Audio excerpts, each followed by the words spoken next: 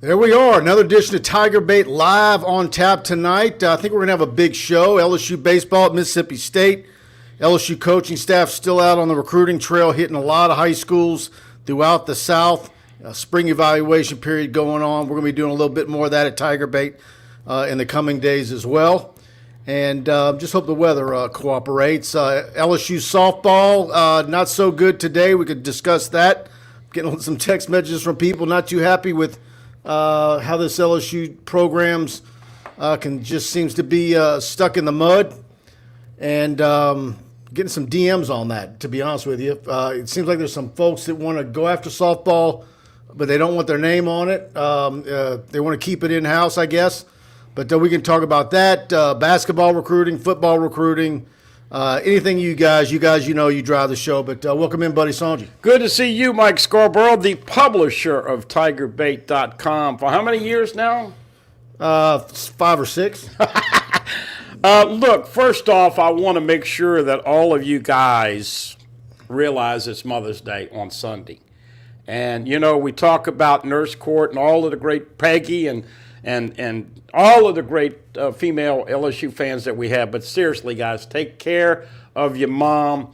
Make sure your wife, your grandmother, whoever, because Mike, really, a guy, I was talking about it earlier in the week, and without mothers, we're not here. So a lot of coaches' wives do a lot more than you ever know. So shout out to all the women and the moms. It'll be the first one without my mom, and it's gonna be odd to say the least. And I didn't mean to prick a scab there, but it gets better in time. But as you know, look, you have special moments. So guys, don't let her do any cooking, and certainly doing all the cleanup. Real quick, speaking of cleaning up. LSU. I didn't really want them to play last night, Mike. I thought they needed a day off. It poured for about 4 hours, and then, of course, it stopped. Jay Johnson got what he wanted. They go back to back to back with 3 consecutive home runs, and then JT, Jordan Thompson, launches one, and they rule Northwestern State 14-4. The interesting scenario in that game is that Thatcher Hurd went 2 1/3 innings. So there are a lot of people. We thought he might be the closer, but now he may get the ball. I made a comment earlier in the season about Little and using him little. But, Mike, you just can't get anybody the ball continuously on Sundays, and they can't throw strikes. So we'll talk some baseball, got some football tidbits. Obviously, since we've last been on, Anissa Morrow comes into the fold. With women's basketball, they're going to the White House 2 weeks from Friday. And, of course, Beth Torina got some stats for you and some numbers for you that I think you'll enjoy. Absolutely. Of course, this show's brought to you by Pride Roofing, the official roofing company of TigerBait.com. We'll talk about them a little bit later in the show, Alumni Hall and others. And by the way, we've got a lot of advertising opportunities on this show and other shows as the fall approaches. You want to get on board with us at TigerBait.com as we're closing in on 21,000 subscribers. Shoot me an email. Let's promote your business. I got some very competitive rates. Mike Scar, MIKESCAR at cox.net, and I'll take care of you and help you promote your business. But I'll bring up Pride Roofing and Mike Faraday. His niece set the 800-meter state record at the state outdoor track meet on Saturday. Rachel Faraday, Tom Faraday's daughter, at Dutchtown with a time of 2:11.74. Wow. She signed with Air Force last week, and very proud of her. And of course, we didn't know if that race was going to get off with all the rain at Bernie Moore and all the lightning. I was heading out there to see her do it and turned around about 3 hours late, but she got it done and set the state record in the 800 meters, and she's a 3-time state champion. So I wanted to give her a shout-out tonight. Yeah, great genes with Tom, of course, and his wife, and obviously we wish her the best. And look, anybody that wants to serve time in the service right now, everything going on in this world, you got to tip that hat. But going to go into meteorology, and of course that's where else you got Paul Skeens from. Yeah, there you go.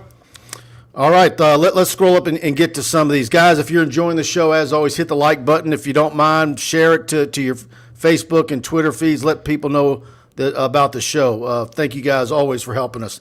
Normal Guy says, what's up? Same thing from Don Wheat. What's up, family, says Nurse Court. Gary Williams, good evening, everyone. Hal Jubin, good evening. Good evening, Mike and Buddy. What position is Kelly targeting in the portal? I still think looking for a corner, looking for a safety maybe, looking for a running back, of course. Logan Diggs still out there. Obviously, the cornerback from ULL ended up with Nick Saban in Alabama, and but I think if someone really stellar gets in there, they'll look at him regardless of the position. Maybe another offensive lineman. We'll see. And you talk to the safety that's coming in, and look, Rhode Island. The one thing that I think all of us want to see next year, and of course this calendar year this year, but the next football season, you want to see more takeaways from the defense because they had a -3 on the turnover ratio. And you want to see more physicality. I was shocked that Jarek Bernard Converse went 6th round and Mekhi Garner did not get drafted. Now, he signed an undrafted free agent deal with Philadelphia. But Major Burns and Greg Brooks are coming back, and both of them were banged up in the spring, and Burns, once again, another foot problem. Sage Ryan, we were told this is his best version, bigger, faster, not thinking as much, being more natural. Didn't make a tackle in the spring game. Toviano. Part of the problem with Sage Ryan is his length. He's not very long. And Toviano is a guy that's going to bring some physicality, but at corner, it's a crapshoot. Man, Deuce Chestnut better be able to play. And so that's why we're focusing on corner and safety. I was on with Texags this morning. They bring on guys throughout the SEC, and Denver Harris came up. Well, how good do you think he'll be this fall? And I mean, that's nobody knows. I mean, when you bring in a guy like that, I mean, your hope is he can be the guy. And but we didn't see that in the spring. But the caveat is, because we only got practices 3 or 4 periods, we never really got to see if he was doing more than we thought. The only, red flag, and I don't even know if it is a red flag, is the fact that it wasn't. A lot of times, Kelly will give you heads up. Just you listen to him. He didn't mention Denver Harris, did he? How often did he talk about Denver Harris without someone asking him about Denver Harris? And so that's my only point there. But how much progress, Mike, can Denver Harris, J.K. Johnson, LaTerrence Welsh had a ball-out game in the spring game. Can he carry that over?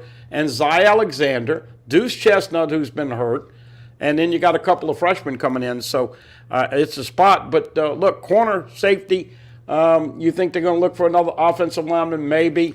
I mean, it would have to be somebody really good. But Yeah, I think they're deep there. I mean, running back, Logan Diggs. I know I keep talking about him. I'm just going to tell you, folks, this is not a square peg in a round hole. Logan Diggs, you would love Logan Diggs on this running back roster. I'm still waiting to see. I keep asking you every day what's the latest, but I guess you got to have patience. He tweeted something a little while ago, and then all of a sudden my screen went blank, and I don't know what it was. One second, I'm gonna pull him up right now. He's a guy that can help LSU in a lot of ways. But look, it's obvious in case you missed the odds. Nothing of note. Over and under for Georgia, 11.5, Bama 10.5, LSU 9.5. If you remember this time last year, it was 6.5. Then it went to 7.5. Everybody won their money with LSU winning 10 games. I'll take the over. I'll take the over 9.5 as well right now. Because I'm about heading 11-1, people. But Jaden Daniels has got to stay healthy. Oh, by the way, I think we mentioned it. Do you think LSU, that's why I went off on somebody a couple weeks ago, you think LSU would let Garrett Nussmeier get out of this portal? He signed a deal, as we intimated, with Gordon. Gordon got it done. But, man, if they could just – and, of course, the other thing I think from the spring – gotta have better special teams and consistent kicking. Everybody likes to pick on attorneys. Everybody likes to talk about the favorability of personal injury attorneys. Blah blah blah. Is there an attorney in Louisiana that doesn't have a higher approval rating than Gordon McKernan because of what he does with LSU and NIL? Well, and Dudley DeBosier. It's got to be great for his business. But Dudley DeBosier and them are corporate sponsors of LSU, and they're doing stuff too, aren't they? Yeah, they are. But not on the scale that Gordon is. But Amos, the cornerback, gave LSU a big NIL number to match. And one thing about Brian Kelly, he is not going to. Speaking of attorneys. Our resident Tiger Sharp? Yep, Kenny He's Haynes one of the best. With a super chat, he says, "Yeah, Mike, you didn't post a single backpedaling video." He's always giving me grief about the backpedaling of our practice video. There wasn't a whole lot of it this spring, or they were doing it after we got booted out after 4 periods. Well, thanks, Kenny. Look, when we saw what we saw at practice, and then we saw the spring game, you don't know, that was making chicken salad out of chicken poop. And I can't wait to see all these new guys that we're going to get to see. Aaron Anderson, what's he look like? Deuce Chestnut, all these guys coming in, along with the injured ones. We got about 20 new guys to look at. There was, I mean, if you were making a list in January of all the guys you were looking forward to seeing in January, almost all of them were not participating in spring football. So you're going to have not only that list that you had in your head, but then you're going to have all the freshmen that show up. Everybody wants to see Shelton Sampson and Kai Preen and Caleb Jackson. Caleb Jackson ran a 10.6 at the state track meet, and he did it last year with a slow start. I watched him stumble out of the blocks. I was there last year when he did that, and so he's an absolute beast. I was talking to Tom Faraday, Mike's brother, seeing Caleb at all these tracks meets, and he's just blown away by the way he looks physically. And, of course, Tommy was a walk-on fullback at LSU, played in that Hall of Fame Bowl. So, all right, let's scroll in and get to some of these. Yes, thanks, Big Cojones. Kelly, hit the like button and share. Blaine, again, I think it's past time that LSU does some renovations to the school. It's not the athletics' fault, contrary to what some believe. Some of that stuff out there, you just wonder why aren't, if we're going to bring up the library and all that stuff. You're talking about academic facilities? Yeah, I mean, some of the stuff's absolutely beautiful. I mean, obviously, they got a brand new rec facility for the students.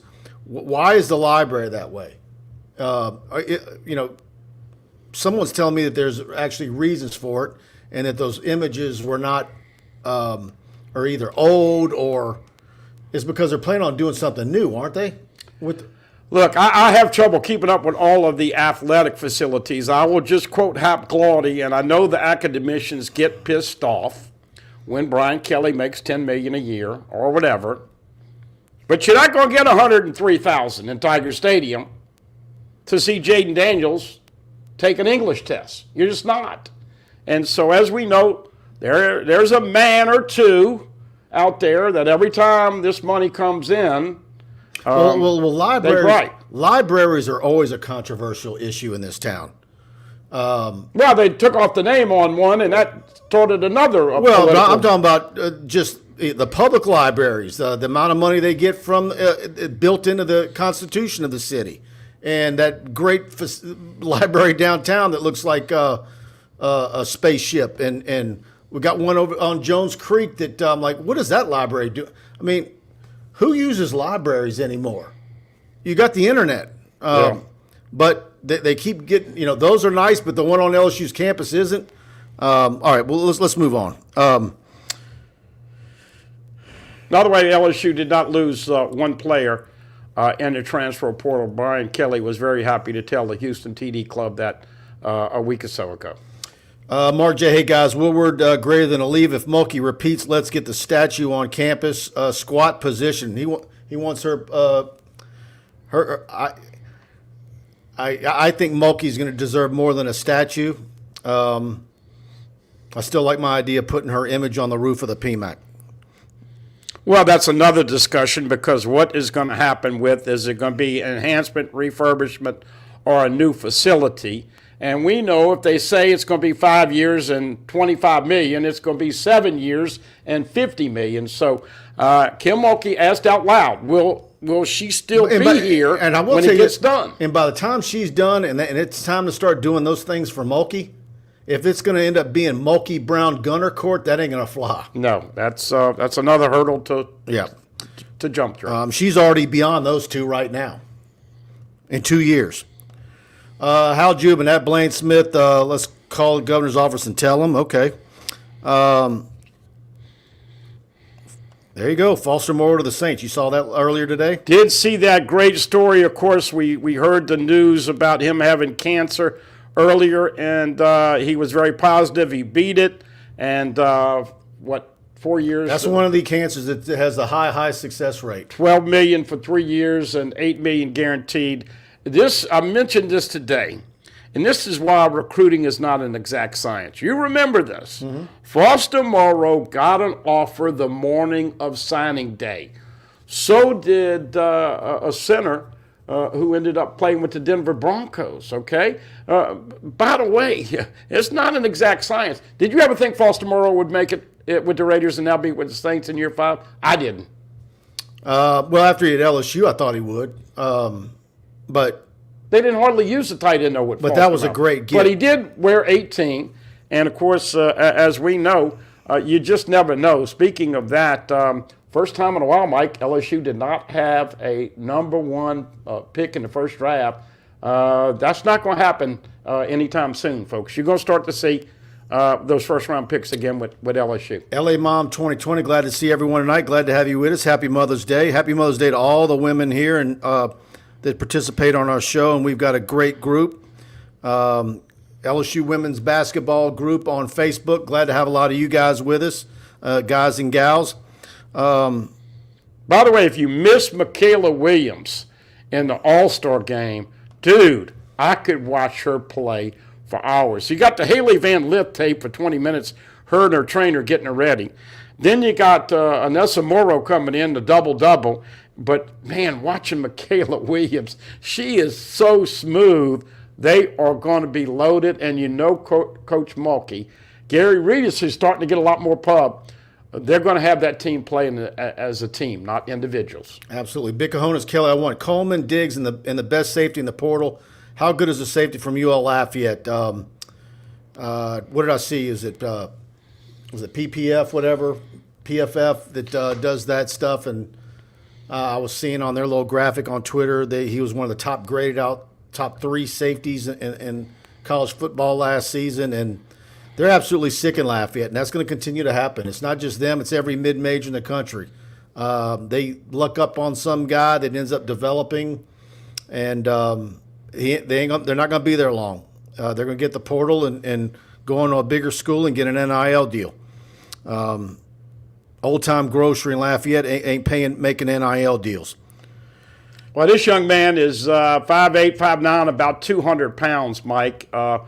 A stocky, hard-hitting kid. Of course, we know Greg Brooks is undersized, and we know Major Burns has had trouble staying healthy. So, look, I think corner and safety are certainly 2 of the positions we're going to be looking at. There'll be a lot of bodies, but who is going to rise to the top? Who's going to do the work in June, July? And then who are going to be the surprises? Colin Jackson and some of these true freshmen, can they come in and be a factor on more than just special teams? But if you can clean up safety and corner and get your special teams with consistent place kicking, man, you're talking 11. I'm not going to talk about any numbers, but I'm going to tell you LSU will be a better football team this upcoming season. Chris Scott, corner is a major concern, doubling back to what we were talking about earlier. Yeah, no doubt. Denver Harris, I mean, who do we know? I mean, nobody knows what that kid's going to look like in July. He could put on 10 pounds of muscle and have his act together, or he could be a knucklehead and be third string. We don't know. Nurse Court says she wants to beat Texas for Simmons. That one's going to play out for a good while. Got to ask you, Jimmy Lindsey, you talked about it. You were the first one of the first ones to bring it up. Heavy influence with Pete Jenkins and Matt House. Does that help or hurt LSU? Not necessarily a big name, but he's known as to be a good recruiter. What's Simmons all about, and is it more than just money with the NIL? Yeah, I think, look, the sooner you can get these guys talking to each other and building a relationship, the better. There's still time. A lot of these recruits on the defensive line that were recruited by Jamar Cain, they were also talking to the other guys on the staff, and guys that has as much conversations, interaction in the recruiting office. So there's relationships there. The relationships don't just happen with the position coaches. It's you got multiple staffers in that building that talk to recruits, and those relationships are just as important. So, look, let's see when he comes in for visits, and he's been here multiple times, and I think he's going to keep coming. I don't think that's going to be an issue. Yeah. All right, let me scroll up and get to some more of these comments. Carl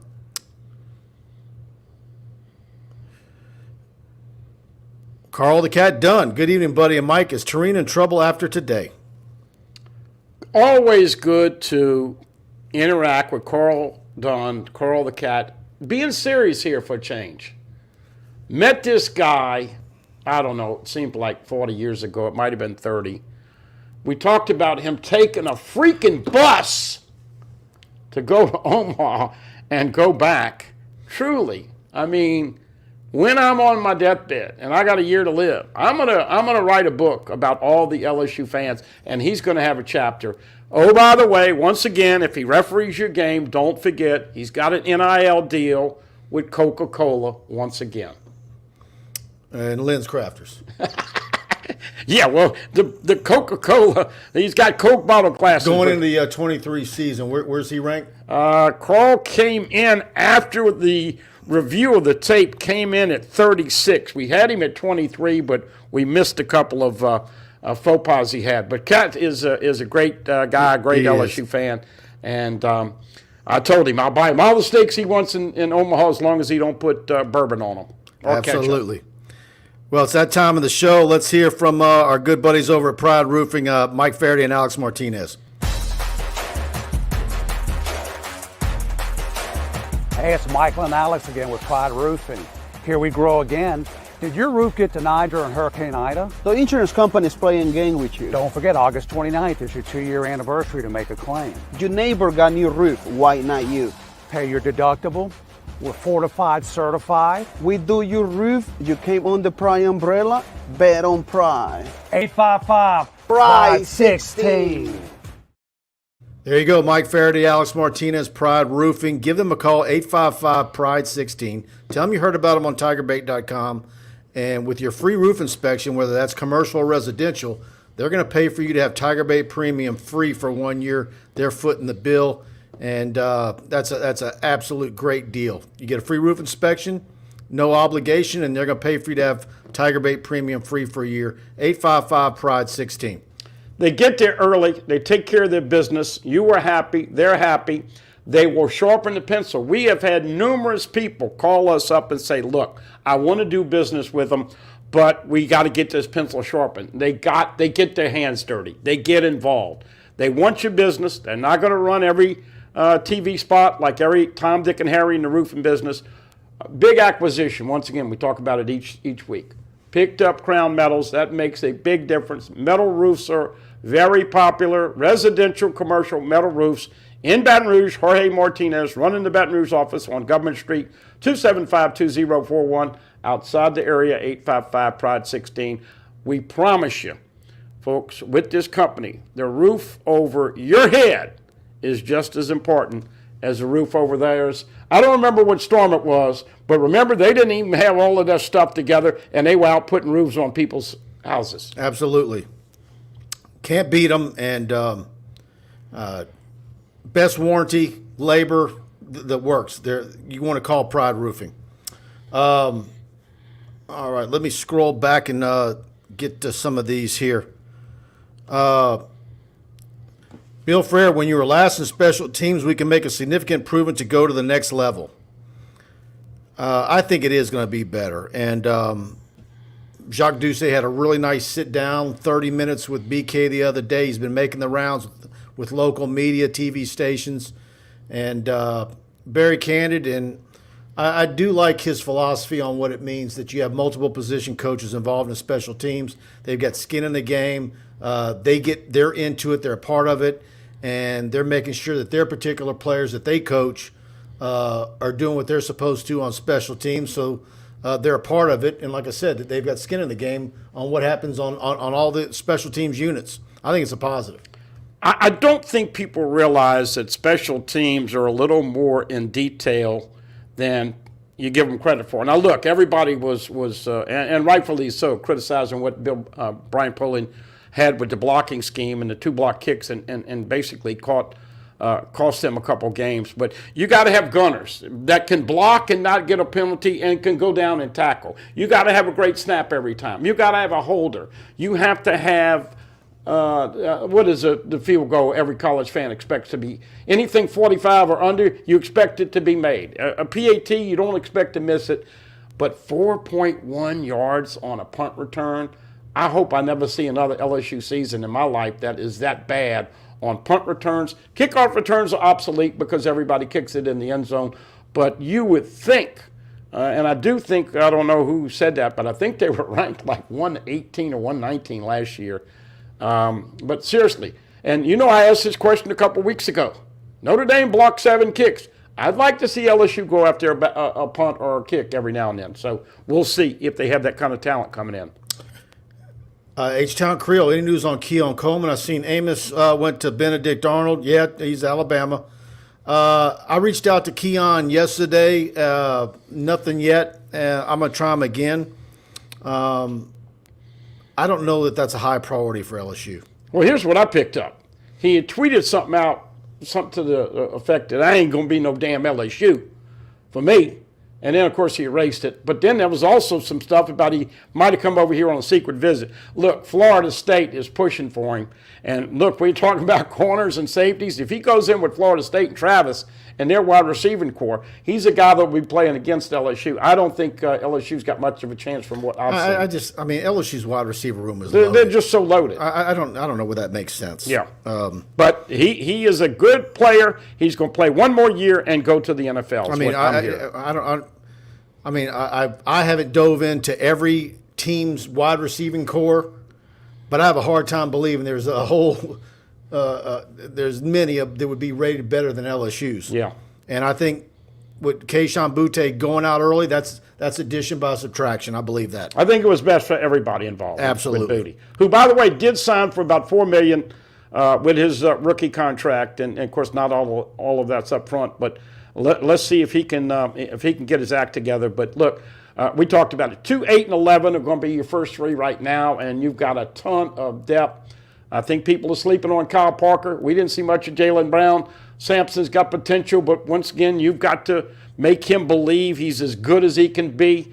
Then you get in Ibieta. Right. I mean, is Ibieta a guy that, while we sit there talking about Parker and Jaylen Brown and Aaron Anderson, is Ibieta getting glossed over? Because I liked what we saw out of him. Well, he's got some legs, and then don't forget he's been running up and down football fields. I love watching his Pee Wee football highlights. Yeah. Chris Hilton, can he stay healthy? The guy deserves a break, and we know Kyprine and others. They're going to be 3 deep at every wide receiver. Ibieta's a football player. Yeah. I want to see him get a real good chance. So Barry Barbier, the very fact that LSU did not have a number 1 pick in the draft tells you what an excellent job Brian Kelly did with assembling this team. Absolutely. And that's why when I'm start talking about Buddy mentioning the odds in LSU at what, 9? You said 9.5? 9.5 right now. And I'm sitting here between 10-2 and 11-1. It's because I look at the schedule and you go team by team and who's got what coming back and what issues they have at multiple positions. The favorable home schedule for LSU. All we need to see is start talking about Mason Taylor healthy, Aaron Anderson healthy, and you start going down the line and start marking them all 100% in August, and I'm gonna be at 11-1. Got to figure Malik Neighbors is going to get doubled early. Brian Thomas Jr., young man, the light's got to be on for you. You got to utilize. And I'm not necessarily saying when I say 11-1. In years past, if you said 11-1. That one was always Alabama. Yeah. I'm not giving that one up this year. Yeah. I think the one might come somewhere where it's not supposed to. Because I think LSU's going to be favored in every game but that one. And that game might be even or close to it. The first game of the year, Florida State, is probably going to be somewhere around Pickett. It'll be a point favorite for either team. But I think everything I'm getting, Mike, LSU is probably going to be right up there with Alabama. Pick to be the West. I still think it'll be Bama to win the West, but LSU right there. Georgia to win the overall SEC. I'm hearing from people now, national people and local people, preseason LSU 5, 6, or 7 Florida State 7, 8, 9, 10. It's going to be a matchup of two top 10 teams. Big Conus kid, don't forget Lacey. And that's the deal. Karen Lacey. When you start great. talking about wide receivers, every time when you start listing, you're going to omit one of the guys differently every time. There's so many of them. It's crazy. Great spring by Kyron, at least great spring game for sure. A great play, too. Harold Perkins. That was beautiful. Had to tackle him twice. Bart Smoke, I heard Coleman is very worried about the depth at LSU wide receiver. He should be. Yeah, sure. To me, if you're going to depart somewhere like him, I don't know where it makes sense for it to be LSU. Yeah. Particularly what they're recruiting this year for next year. It's just you're going to keep adding three every year to that list, and to me, if I was Coleman, I wouldn't. Yeah. All right, let's see. Chance Babbitt, Mike, how do teams balance taking transfers without upsetting a position room? It must be a delicate task. I think you just got to be very open and honest about what you're doing. You talk to your players. They know where they're stood. I mean, what does it tell you about this team that after spring football, and we thought maybe there'd be at least 2 or 3 that would get in the portal, and none did? Well, I'm going to give a shout-out to Coach O, because this is what I think happens. Joe Burrow came over here. By the way, I think somebody sent me a message. 5 years ago this week, Joe Burrow made that decision, Cincinnati or LSU. The rest is history. What did they do with Joe Burrow? He started at the number 4 quarterback spot. And he had to fight Devin White and Mike Divinity and all those guys and proved himself, won the job. Of course, Brennan was second. The other 2 left. But you're in business to win games, and competition makes everybody better. So bottom line is that when a guy sees somebody coming in this spot, he's got to kick it up a notch. And if the guy's better than him or beats him out, he's working his butt because he knows he's only one injury away from playing. So I don't think it's that delicate. You play the best players, you communicate, and the rest shakes out. I got one of the first pictures of Joe Burrow once he was here because, it was this date, but I don't think anybody had seen him. And then I think he went back home, I guess, to pack up, and he came back. And it was the first LSU football camp. And he was actually hanging out at the football camp. And I got a photo of him out there in that T-shirt early June. And you got the only picture of Haley Van Lith on her visit, too. Oh, yeah? You don't remember? I did. I think that was what your intern snapped. My intern got it, yeah. But anyway, competition, you know the thing about iron breeds Breaking iron. news, Garrett Nussmeier is coming back. Garrett Nussmeier is not going to Alabama, everybody. We got a scooping story here. He's not going in the transfer portal. No shit. Okay, let's scroll up here.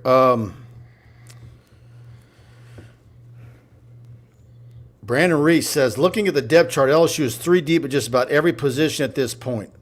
Well, yeah, but how good are the number 3s? And while you might have the names at corner, that still is a position I think everybody to me, that's the one position you're worried about.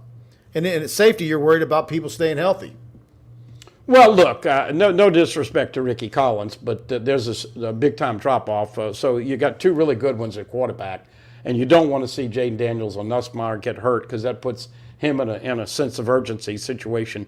But all of the championship teams, when you see them, okay, 03, obviously with Les and then 19, you generally have about 3 deep across the board. And that's why we've always said it. He's 1 more year away from having the 85 that he wants. So 1 more year, and Mike, I think that somebody made a great point earlier. When you look at what got drafted and what he inherited and the culture change that had to take place, that was an incredible season last year. Absolutely. There it is, Alumni Hall, folks. Tiger fans, you want to show your LSU Tiger pride? Alumni Hall is your ultimate shopping experience, the best and largest selection of apparel for the whole family. Nike Golf Champion, Columbia, Peter Millar, Southern Tide hats, Yeti gifts, and accessories. LSU students, faculty, and military receive 10% off in-store every day, and you can earn cash back with their Hall Pass rewards. Alumni Hall, located in Perkins Row, or anytime at alumnihall.com. Alumni Hall, where Tiger fans shop. Last Thursday evening, I swung by there and talked to Rachel, the manager at the store, and got a tour of the place. And I tell you what, they are absolutely packed to the gills. They have that 2 for $36 T-shirt deal. Go check them out.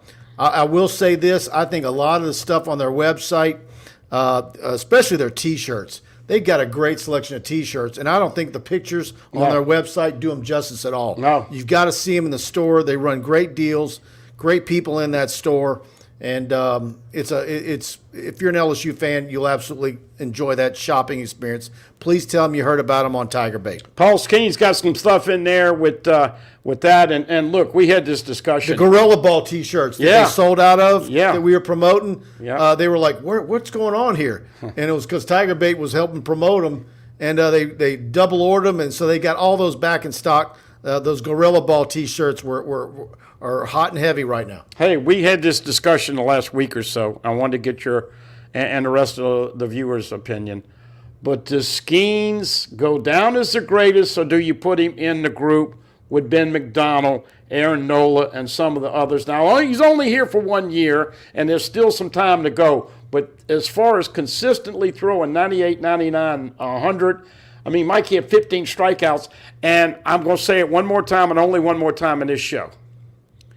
You're going to have to get lucky to win a natty in baseball this year because the strike zone and the umpiring is so freaking unbelievably inconsistent. You're going to have to get lucky. Of course, Jay Johnson had a little tete-a-tete with the umpire. He missed the balk on the Auburn pitcher, called one on Ty Floyd, and you were at the press conference. He said, umpiring is fantastic in this league. Then he told the story about what this dumbass did. He didn't even know who he was throwing out. So you're going to have to be lucky with umpiring. But Paul Skeens, man, I don't know if I've seen a guy come in and have that kind of stuff before. Well, you have Ben McDonald on your show. What would he say? He would say that at this age and point in his career, Skeens is probably better. He marvels for every time I hear him talk about him. And what do you have? You have one, plus regionals, but there's only so many chances you got to see him. And Jay Johnson said it multiple times. You're never going to see anything like this again. The likelihood is very slim, and you better see him while you can. Well, and what other teams are now doing is they're throwing their ace on the second game of the series because Skeens is so good. If you get Skeens 3 runs, you're more than likely going to win. 9-1 ERA, 1.73 or whatever. Leads the country in strikeouts. But what does he have to do? Just if you would only be looking at numbers in the future, and you would be comparing Skeens to McDonald and all the rest. I mean, would it be who had a national championship? Who didn't? Who, the wins and losses, all that stuff. Yeah, strikeouts. Where's he going to be? Well, look, he's gonna break some records. But bottom line is that you kind of hit on it. Do you include what the team accomplishes? Now I'm going to take it one step further. Is Dylan Cruz in the same conversation with Todd Walker, Eddie Furness, Alex Bregman, and all the great position players? Absolutely. So, folks, you got two of the greatest, and you've got Friday, Saturday, Sunday, 7:30, 6 and 1 this weekend with Mississippi State, and then next Tuesday. You just don't want this to be like that Dale Brown team that had all those superstars. But let's add one other thing, too. You go to these interviews. These guys are two of the classiest guys you've ever seen, and it's okay to say it. It is okay to say it right now. Dylan Cruz is in a little bit of a slump. I don't know one son of a gun on this earth that never has a bad day. He'll get out of it. You know what this tells me? He is going to be on fire in the postseason. But look. And is that the other part of it? And I asked Jay that Monday, and we get him again tomorrow. I said, does this do anything for you? Win this, losing that first SEC series for it to happen at this juncture in May, is this maybe a deal where you look back on it? And, of course, he doesn't want to, say that they need a wake-up call. But you got to believe this is something that he's able to use. And they dropped to number 2 in the polls. I mean, there could be some real benefits from this for him to use, and just for his with all those self-starters and elite baseball players he's got internally, those guys are having to swallow it too. So, I mean, it could have happened at a good point, but still, you've got to find some solutions with your second and third day pitching. I mean, that's just a problem. Most people are predicting, and I don't know if Jay will give this info out tomorrow, but Skeens on Friday, Floyd on Saturday. Is it Thatcher Hurd on Sunday? And so we'll see. Gavin Guidry's done a great job too, and got some good time. And we know that if you take Thatcher Hurd out of the bullpen, who's your closer going to be? Because he did a good job of that. But they're still tweaking that. But seriously, get out there. And here's the great thing you got to add. They don't care about NIL money. They don't care about fame. They actually, Jay told the story a couple of weeks ago. They went into his office, both of them, and said, we need to do something that this legacy is going to carry on. They're already thinking about the LSU legacy after, and it's because they're good guys. People respect them. They're leaders, whether it be example or vocal, and they're damn good baseball players. And look, we joked last week about if Jay doesn't make it to Omaha, he's got to shop after midnight. But I'm thinking they're going to peak at the right time. But, man, seriously, you've interviewed a lot of guys. Paul Skeens is up there at the top list for me. He's fantastic. I just love the swagger he's got, the way he comes off the mound. I mean, the way he ends an inning with a strikeout and the way he heads to the dugout. I mean, it's pure domination. And let me tell you what, Carl the Cat could probably be one of the better umpires in the SEC. So, Cat, I'm giving you some props. Mike, Paul Skeens is so good. The umpires, these badass umpires, have to call strikes. That's how good he is. Fellas, what are your thoughts on Omar Spates? His spring game was big. If this dude can stay healthy, he will have give offensive coordinators fits, along with Perkins, going to be game changers. Thanks. Yep, and he did. And, of course, you had him with Perkins, and Penn had a great spring as well. And I think that they're very excited. That's another thing that BK said with Jacques Doucette in his interview. They really like their linebacking core. And, of course, that's Matt House especially. That's the position he coaches up. And the thing that I'm looking forward to in the fall is now that you're going to make Perkins a true linebacker and not just an edge rusher, you know, what unique things are they going to be able to do with him to set him loose?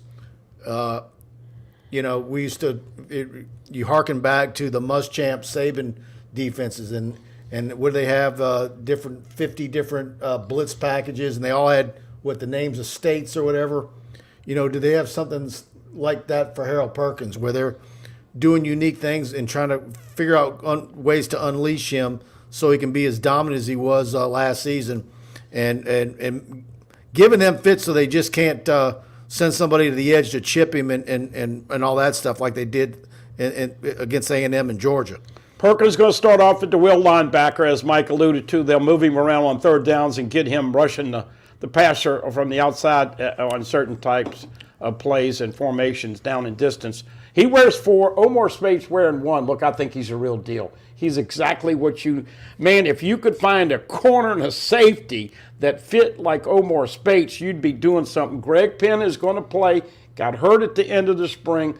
He's still number 30. And then the Weeks brothers, Wes wearing 33, Witt wearing 40, had the coconuts to take Harold Perkins' old number, and he takes one to the house with a pick 6 that was in nice. The spring game. Whit Weeks is going to play a lot on special teams, and he's got a nose for the football, so that's 5 deep inside. Ovio Gofu, I don't think you're going to be able to keep him off the field from the jack linebacker. And we know that Braden Swimson had a great camp. Is it going to be Savion Jones on that other side on the defensive end? Is he going to get lit up? And then you got all those guys that were hurt, Mason Smith and Makai Wingo, that are the two of the better D tackles in the league, didn't play. So Parashan. And does Quincy Wiggins do anything this year, or is he still needing another year? I mean, is he someone that surprises and Fitzgerald West, who's defensive line. Yeah. And, of course, Jacoby and Gilroy. So a lot of depth on the D-line. I think it's going to be more important than ever because if you put that pressure and make that quarterback throw it a little quicker, it helps it when you have inexperienced safeties and corners. All right, got a nice group in here. Thank you, all of you, for watching the show. If you're enjoying the show, please hit the like button and share. And if you're not already subscribed to our channel, please go ahead and hit the subscribe button, notification bell. Thanks to all you guys for helping our TigerBait channel grow like crazy and spreading the word. Okay, let me scroll down and get more of your comments. Holden Lee, just joined late. Have you all discussed Beth Tarina in another bad showing? Man, it's every 15 minutes people ready to get after Beth Tarina. All right, real quick. Here's the problem with Beth Tarina. 4 of the first 6 years, she makes it to the College World Series in OK City. They haven't been since 2017. Oh, by the way, verified this right before we went on. Beth Tarina got an extension. She's making $410. Now she's making $430. So she got another year at $430 and got 2 more years at $450. So basically, LSU owes her upcoming the next free season about $1.3 million. I think she gets another year. She's got a super left-handed pitcher coming in, one of the best in the country. But man, people, this Cam Cameron to Les Miles, is Dobson going to get moved? Is she going to stick with those 2 loyal assistants and put her neck on the line? But I think she's certainly going to get another year. If she had 2 years left, it's like one of those 3 years left. Yeah, no, I'm not saying if she had 2. I just don't see an athletic director buying out 3 years in softball. And then it's like we talked about on your show. Who do you go get? You know, if you're talking about big game Hunter Woodward, well, who's the big game? Yeah. You're not getting a guy at Alabama. That they already played that rodeo, and you're not getting Gasso at Oklahoma. No. She's about to come into the SEC. And she's about to retire, too. So, you know, and it's like, okay, everybody's upset, and then you're like, okay, well, all right, where's LSU finishing? And then you look at the top 10 and look at all the SEC teams. You know, I'm not making excuses for her, but it's like, how do you upgrade her? Who do you go get? But 4 of the first 6 years, you make it to OKC. Is there any mid-major coach that you could go get that you know for sure is going to be better than her? Who's, 11th in the country they're ranked right now? Yeah, and look, here's the other thing, too, that people are hypocritical, okay? She loses today. I forgot they won. I called my sister to check on my brother-in-law, and she said they've already made 4 errors. And so I tuned in. They were 3-3. They get beat 5-3. And all the softball people are saying, oh, I'm pissed.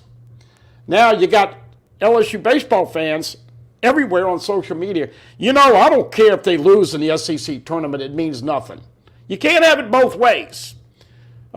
She's got to do something the rest of this year in the postseason. They'll host a regional. Will they be able to get to a super regional? And I don't think because of the lack of hitting they're going anywhere this year. But the point of it is that, man, those SEC tournaments. I mean, that's a constant. People are tired of hearing that. But it doesn't mean anything. You think LSU baseball fans care what they do next 2 weeks from now in the SEC tournament? No. But she does have to get better. And 17 the last time. Just like Mike Archer. He won 10 games that first year. Guess what? You only have one way to go down. Well, and I will say this, too. A lot of people say, what's going on with Beth Tarina? Like, okay, well, are the people that are complaining and raising the question, do they actually go to softball games? Do they actually buy tickets? It's got to be the people who actually buy tickets and are season ticket holders and are actually a part of the club and all that stuff. Are those people complaining? Are those people sending emails to Woodward? And what's her new assistant? His new assistant's name that replaced Rempe? You know, who makes that call? She was hired by Joe Oliva. Yeah. Well, look, what we're saying here is that 2 years ago, in August, she got an extension and a raise. So I think that, everybody freaks out because, and it was a bad loss. They shouldn't have lost to Ole Miss. But what I'm trying to get to is that I think she's got at least another year or two. She's a class act, but she's stale. And as we know, you start staying here 10, 11, 12 years. She's been here this 12th year, but 1 year, remember, with COVID, they didn't play. So bottom line is that we've talked to Vet Gerard about her. People respect her, but They've got to start hitting the baseball a little bit better in clutch time. And this lefty that's coming in. Yvette Girard thinks she's absolutely great. And but once again, I'll just ask you a question, because Kim Mulkey has set the standard way up here. I mean, how much pop have we had on these shows for LSU softball versus women's basketball? well, I mean, just tonight we've got But it's negative pop. right. So, American Patriot with the super chat. Thank you for the nice comment. He says, great show as usual, guys, with a thumbs up. Thank you very much for the super chat. Bar Smokey. Last time softball won the SEC was 2004. well, I think if you make it to OKC, it's considered, It is a successful year. But if you make it to Oklahoma City, do you even care if you won the SEC or not? yeah, exactly. But yeah, that is a stunning statistic, though, like American Patriot says. All right. Doug knows Tarina's done when OU joins. Tarina what? He says Tarina will be done when Oklahoma comes into the SEC. Well, they come in next year, and certainly they are going to bring softball and gymnastics, where they have pretty much dominated. A lot of people think there's partiality to Oklahoma and the gymnasts getting always the breaks at the end. But that being said, look, these are loss leader products. You lose money and everything, but football, which is the lion's share of the profit, and then, of course, basketball and baseball. I mean, we hadn't even got to it. Matt McMahon got a 6-7. I'd like to know. I mean, when was the last time Scott Ward probably went to a softball game? Has he ever even been to one? Does he show up for a super regional? Maybe, I don't know. I see that crazy fan Sanchez, the brother of the one that played a couple years ago. He was there today. But bottom line is, more than likely, look, he doesn't go hunting or fishing without having something on the line. So I think that she's safe right now. But let's just say it's starting to get a little warm. John Sibley Butler, the Auburn loss allows refocusing at the right time. Baseball is baseball. Yeah, and look, you can come home, get off your, like I said, if LSU baseball loses early in the SEC tournament. It might be good karma that you're not number one anymore. Well, hey, in case you don't know it, the number one national seed has not won the national championship in college baseball since 1919. I'm glad as hell they lost to Auburn. I don't want them to be a number one natty. Look what Ole Miss did last year. Look at Mississippi State. Ole Miss shouldn't have been in the tournament. Ole Miss and Mississippi State, the last two national championships. They're not even getting in. They're struggling to get in the SEC tournament here in 2 weeks. Yep.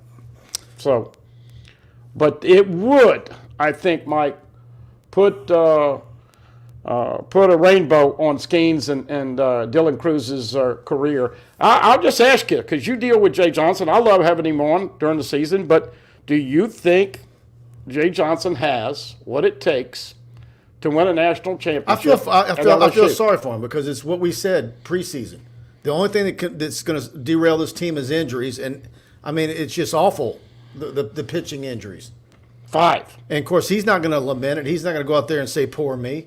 He's going to do next man up, and But I know behind the scenes, it's particularly if they don't do well or doesn't get to Omaha and make some noise, that's just going to eat him up. It's going to eat him up. I think they're going to have to outscore people. And I get it. They'll have to outscore people if they win a natty this year. And like I said, get a break with these umpires. Now, here's the caveat. I mean, with what they built, that's just bad luck, buddy. I mean, seriously. With the roster he got, that's bad luck. If they don't get to and do what the expectations have been. Grant Taylor, Garrett Edwards, Chase Shores, Jaden Newt, and Caleb Appleby. 5 right-handed flamethrowers, all throwing 95 or more, out for the year. And I think if they win it, got to get breaks with the umpires, because the strike zone, they're not calling a lot of strikes on the corner, so you got a lot more walks in college baseball this year. They sped the game up. But they're going to have to hit their way to a natty, in my opinion. Now, look, if Dylan Cruz is hitting like this in Omaha, they're not going to win it this year. Yeah. All right, guys. Thanks for tuning in. Great show. Glad you all were with us tonight. Share it. Thanks. Hit the subscribe button on your way out. We'll be back next week with another show. And Go to TigerBait.com. Try us out for $1. Subscribe. And thanks to all of you participating. Thanks for all the super chats. And so, good night, everybody.